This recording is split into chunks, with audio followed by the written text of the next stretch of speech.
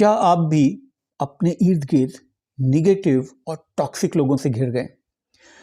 आपको आए दिन सुबह से उठ के रात तक निगेटिव सुनना पड़ता है किसी न किसी बात पर, कोई ना कोई बात पर फीडबैक। और ये जो निगेटिव यूजली आपको सुनाने वाले हैं, या आपका जो, इनको मैं ब्लड सकर या एनर्जी सकर बोलता हूँ, जो आपके इर्द गिर्द होते हैं।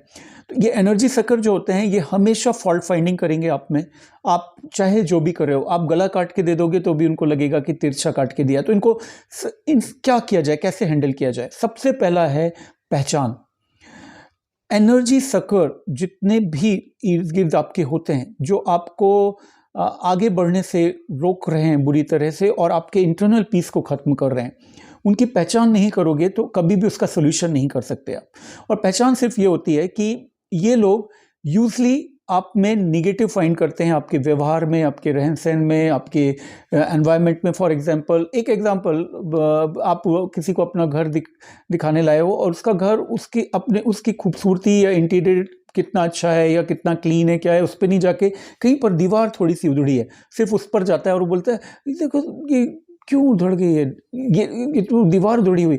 ये जो इस तरह का बिहेवियर होता है, या आप को देखते ही साथ आपकी बॉडी पर कोई कमेंट करे, अरे यार आप तो मोटी होते चले जा रहे हो, अरे खाते नहीं हो क्या, सूख गए हो।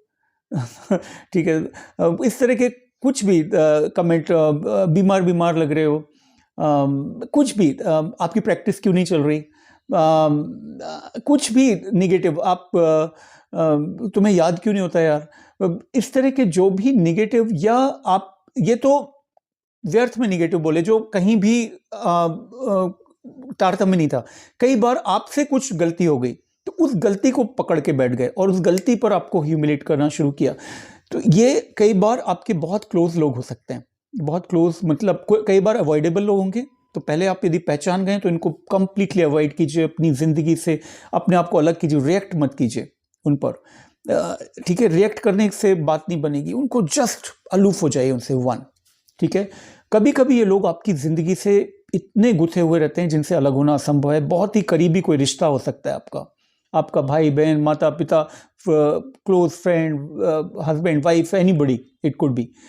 तब प्रॉब्लम होती है, तब आपको ज़रूरी है कि अपने आप को इम्यून बनाना और अपने आप को एक मिशन में लगाना।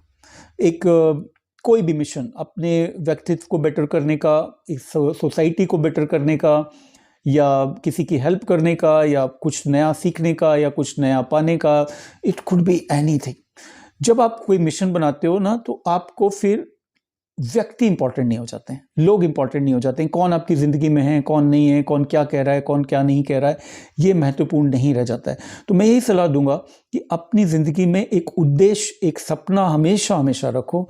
वो सपना कुछ नहीं तो मैं बांसुरी बजाना अच्छा सीखूंगा, या गिटार बजाना सीखूंगा, या मैं शफल डांस सीख लूँगा, या मैं ज़्यादा रिच हो जाऊंगा, या मैं एक किताब लिखूंगा अच्छी, या मैं मोटिवेशनल स्पीकर बन जाऊंगा, या मैं, इट कुड बी एनीथिंग, या मैं प्रैक्टिस में बहुत सक्सेसफुल हो जाऊंगा डॉक्टर बन के, या मैं एक स्टार्टअप करूंगा। कोई भी अपने एक सपने को, जिसको आप देखिए, उसको ज़िंदा रखिए और उसको अचीव करने की कोशिश कीजिए। इससे ये होगा कि आपको आपके इर्द गिर्द जो भी निगेटिविटी है उसका इम्पैक्ट पड़ना, वो तो रहेगी निगेटिविटी, लेकिन प्रभाव बहुत कम हो जाएगा, एक शेल बन जाता है।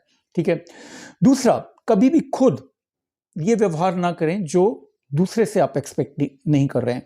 मतलब किसी को भी निगेटिव, किसी को पॉइंट आउट करने का यदि इंटेंशन है आपका कि उसको इम्प्रूवमेंट करवाना है, तो उसको कहने का एक तरीका होगा, वो कहने का एक तरीका, सही तरीके का इस्तेमाल कीजिए कि उसको आप हर्ट तो नहीं कर रहे हैं, या आप उसकी हेल्प करना चाहते हैं, आपका इंटेंट है, या आप उसको ह्यूमिलेट करना चाहते हैं।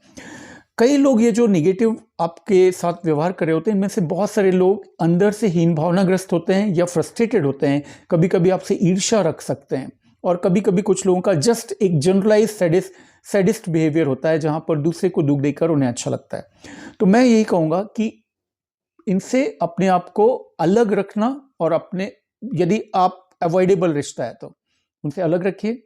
अवॉइडेबल नहीं है, वो आपका बॉस है, या आपका बहुत ही क्लोज कोई फ्रेंड है, या कोई क्लोज रिश्ता है, तो अपने आप को एक मिशन से बांधिए और उस परिस्थिति से बाहर निकलने के ऑप्शंस भी ढूंढिए। ऐसा नहीं है, हाँ, बहुत ज़्यादा सहना नहीं चाहिए। हमें कहीं ना कहीं फर्म होना पड़ता है, कुछ लूज़ करके अपनी सेल्फ रिस्पेक्ट को संभाल कर रखना आपकी ही जिम्मेदारी है। ईश्वर प्रकृति यही चाहती है आपसे। Thank you.